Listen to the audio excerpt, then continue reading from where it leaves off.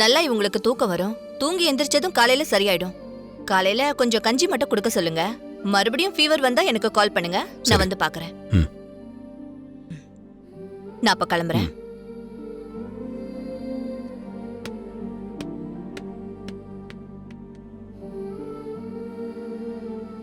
டேய் கணேஷா, உங்க அக்காவுக்கு உடம்பு சரியில்லைன்னு நீ தான் பெரிய தம்பிக்கு ஃபோன் பண்ணி சொன்னியா? இல்லப்பா, நான் பெரியாக்கு ஃபோன்லாம் பண்ணல. பொய் சொல்லாதடா. ஃபோன் பண்ணி தகவல் சொல்லாம அவர் எப்படி இந்த நேரத்துல டாக்டரை கூட்டிட்டு வருவாரு? அதுதான் எனக்கும் தெரியலப்பா. நான் பெரியாக்கு ஃபோன்லாம் பண்ணலப்பா. பொய்யா சொல்ற உன்ன? சுந்தரம்,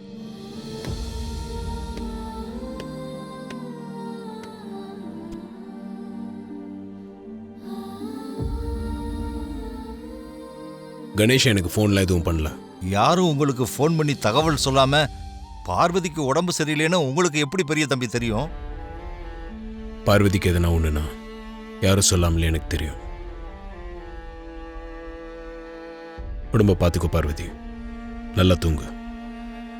காலையில உடம்பு நல்லாயிட்டா மட்டும் நீ வேலைக்கு வா, இல்லைன்னா நல்லா ரெஸ்ட் எடு. வா ஆதி, உனக்காக தான் அக்கா இவ்ளோ நேரமா காத்துட்டு இருக்காங்க. அக்கா, ஆதி இந்நேரத்துக்கு அவுட் ஹவுஸ்க்கு போயிருந்தான்னு நான் சொன்னேன்லக்கா, அது உண்மையா இல்லையான்னு நீங்களே கேளுங்கக்கா. ஆதி, இந்த நேரத்துல எங்க போயிட்டு வர? பார்வதியை பார்க்கறதுக்கு அவுட் ஹவுஸ் போயிட்டு வரமா? அக்கா, நான் சொன்னேன்லக்கா, ஆதி அவுட் ஹவுஸ்க்கு போயிருக்கான்னு. பாத்தீங்களா, நான் சொன்னது உண்மையாயிடுச்சு. இந்த நேரத்துல நீ அவுட் ஹவுஸ்க்கு போயிருக்கேன்னா அது என்னன்னு சொல்றது? இந்த ராத்திரி நேரத்துல நீ எதுக்காக பார்வதியை பார்க்க அவுட் ஹவுஸ்க்கு போன ஆதி? பார்வதிக்கு உடம்பு சரியில்லைம்மா, அதான் டாக்டருக்கு கால் பண்ணி வர வச்சேன். டாக்டர் பார்வதியை டெஸ்ட் பண்ணி பார்த்து அவளுக்கு ஐ ஃபீவர் இருக்குன்னு சொல்லி இன்ஜெக்ஷன் போட்டு போயிருக்காங்க. ஓ, பார்வதிக்கு இப்ப எப்படி இருக்காதி? பரவாயில்லப்பா, காலையில ஃபீவர் சரியாயிடும்னு சொல்லியிருக்காங்க. ஆதி, ஏன் ஆதி, பார்வதிக்கு உடம்பு சரியில்லை அதனால இந்த நேரத்துல அவுட் ஹவுஸ்ல போய் பார்த்துட்டு வரேன்னு சொல்றியே, அவளுக்கு உடம்பு சரியில்லைன்னு உனக்கு எப்படி தெரியும்? யாராவது உனக்கு ஃபோன் பண்ணாங்களா?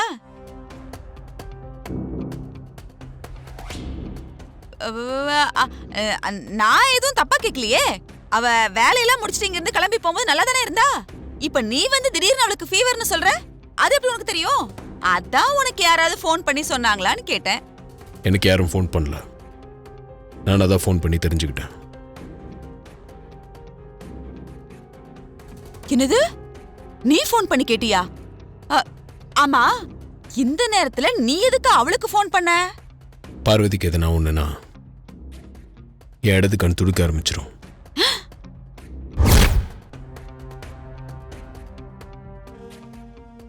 கொஞ்ச நேரத்துக்கு முன்னாடி என் கண்ணு துடிக்க ஆரம்பிச்சிருச்சு. அதான் நான் டவுட்ல பார்வதிக்கு ஃபோன் பண்ணேன். பார்வதி ஃபோன்ல பேசினதை வச்சு அவளுக்கு உடம்பு சரியில்லைன்னு தெரிஞ்சுக்கிட்டேன். டாக்டரை வர வச்சேன். ஆதி, என்ன ஆதி இதெல்லாம்? நீ சொல்றதெல்லாம் எங்கேயாவது நம்புற மாதிரி இருக்கா? என்னக்கா இதெல்லாம்? நீங்களும் இந்த கதையெல்லாம் கேட்டுட்டு நிக்கிறீங்க. என்னமோ தென்னை மரத்துல தேல் கொட்டினா பனை மரத்துல நெருக்கட்டுச்சின்னு சொல்ற மாதிரி அவளுக்கு ஏதாவது ஆபத்துனா உனக்கு எப்படி கண்ணு துடிக்கும்? நான் ஒன்றும் கதை சொல்லல. இது வரைக்கும் பார்வதி விஷயத்துல 2-3 வாட்டி இந்த மாதிரி தான் நடந்திருக்கு. என் இடது கண் துடிக்கும் போதெல்லாம் பார்வதி எதனா ஒரு பிரச்சனையில் இருப்பா. நான் போய் அவளை சேவ் பண்ணியிருக்கேன். ப்ராக்டிக்கலாக நான் இதை அனுபவிச்சுட்டு இருக்கேன். இதெல்லாம் எப்படி ஆதி? இதெல்லாம் எப்படின்னு எனக்கு தெரியாது. எங்க 2 பேர் லைஃப்ல இது இயல்பா நடந்துட்டு இருக்கு, அவ்வளவுதான். 2 பேர் லைஃபா?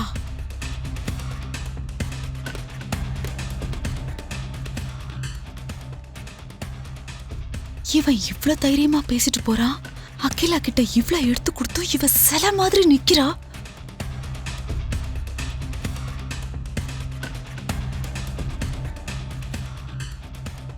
அக்கா, என்னக்கா நீங்க? ஆதி சொல்றது எதுவுமே நம்புற மாதிரி இருக்கா? நீங்க இந்த விஷயத்தை இதோட விட்டுரு. இங்க யாரும் இத பத்தி பேச வேண்டாம்.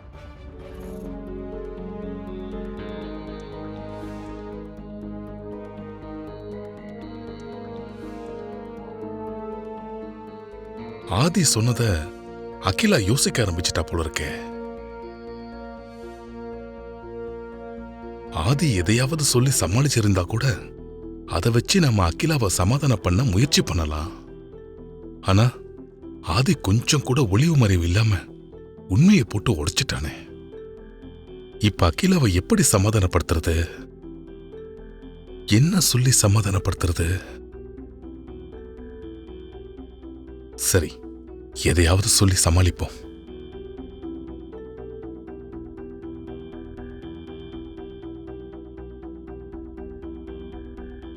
என்ன அகிலா, ஆதி சொன்னதையே இன்னும் நினைச்சுக்கிட்டு இருக்கியா? அது எப்படிங்க? பார்வதிக்கு ஒண்ணுன்னா ஆதிக்கு கண்ணு துடிக்குது. அதான் இயல்பா நடக்குதுன்னு ஆதி சொன்னானே அகிலா. அப்பத்துல இருந்து நீ அதையே நினைச்சுக்கிட்டு இருக்க. இதெல்லாம் ஒரு பெரிய விஷயமே கிடையாது.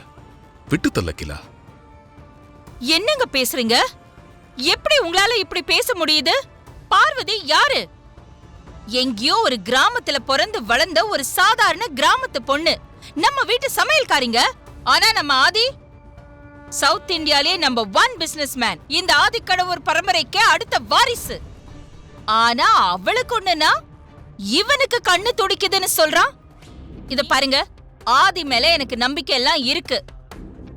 அவன் நினைச்சிருந்தா என்கிட்ட ஏதாவது பொய் சொல்லி சமாளிச்சிருக்கலாம். ஆனா அவன் மனசுல இருந்தத உண்மைய மறைக்காம என்கிட்ட சொல்லிருக்கான். அதனாலதான் எனக்கு இன்னும் குழப்பம் அதிகமாகுது. நீ என்ன சொல்ற அகிலா? தான் ஆடாவிட்டாலும் தான் சதை ஆடும்னு சொல்லுவாங்க. ரத்த பந்தத்துல அப்படிலாம் நடக்கிறதுக்கு வாய்ப்பு இருக்கு. ஆனா பார்வதி விஷயத்துல ஆதிக்கு அப்படி நடக்குதுன்னா அவங்க 2 பேருக்கு நடுவுல ஏதோ ஒரு பந்தம் இருக்குங்க. நீ சொல்றது கரெக்ட் தான் அகிலா. அவங்களுக்குள்ள பந்தம் இருக்கு. என்னங்க சொல்றீங்க?